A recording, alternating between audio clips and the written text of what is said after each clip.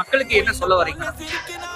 இப்போ எல்லாரும் சொல்ற மாதிரி தான் டைம் கொடுத்து பார்க்கலாம் அப்படின்னு சொல்றாங்க. நீங்க டைம் கொடுக்கறதுக்கு இத்தனை கோடி மக்களோட வாழ்க்கை தான் கிடைச்சதா அப்படின்ற ஒரு விஷயம் இருக்கு. விஷயம் வந்துட்டு தாவேக்காக்கு சப்போர்ட் பண்றவங்களை என்ன கேட்கணும் அப்படின்னு பாத்தீங்கன்னா, நீங்க என்ன சொன்னீங்க, மாற்று அரசியல்னு சொன்னீங்க, இவங்கள மாதிரிலாம் இருக்க மாட்டேன்னு சொன்னீங்க. இப்போ வந்து கேள்வி கேட்ட என்ன சொல்றீங்க, நீங்க பண்ணாததே நாங்க பண்ணிட்டோம்னு கேட்கறேன். நீங்க இதெல்லாம் பேசவே கூடாது, உங்களுக்கு அதுக்கான ரைட்ஸே கிடையாது. நீங்க இதை சொன்னீங்கல்ல, அப்ப இதை பேசாதீங்க. ஆமா, ஆரம்பத்துல இருந்து இப்போ வரையும் சந்திக்காம இருக்கிறாரு.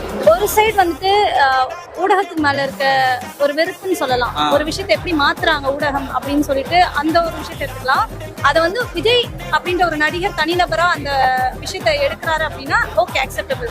அது உங்களோட தனி விருப்பம். நீங்க பண்றதும் கொடுக்கறது கொடுக்காததும் உங்களோட விருப்பம். ஆனா நீங்க வந்துட்டு இப்போ முதலமைச்சர் அப்படின்னும் போது கண்டிப்பா கொடுத்துதான் ஆகணும். உங்களுக்கு ஓட் போட்டு எங்களுக்கு தெரியணும் நீங்க என்ன வேலை செய்யறீங்க, என்ன பண்றீங்கன்ட்டு. இப்ப தாவேக்கால இருக்கவங்க சொல்லுவாங்க, ஆனா நீங்க என்ன வேணா பண்ணுங்க, நீங்க நல்லா இருந்தா போதும். எனக்கு அப்படி கிடையாது, நானும் உங்களை நம்பி ஓட் போட்டுட்டல அப்படின்னு சொல்லிட்டு பொதுவான மக்கள் வந்து இருப்பாங்க இல்லையா, அவங்க எல்லாம் தெரிஞ்சுக்கிட்டோம். நீங்க என்ன பண்றீங்க, ஓட் போட்டதுக்கு வேலிடா ஏதாவது பண்றீங்களா, இல்ல அவங்க ஓட்டை வேஸ்ட் பண்ணிட்டோமா, அதையாவது அவங்க தெரிஞ்சுக்கிட்டோம்.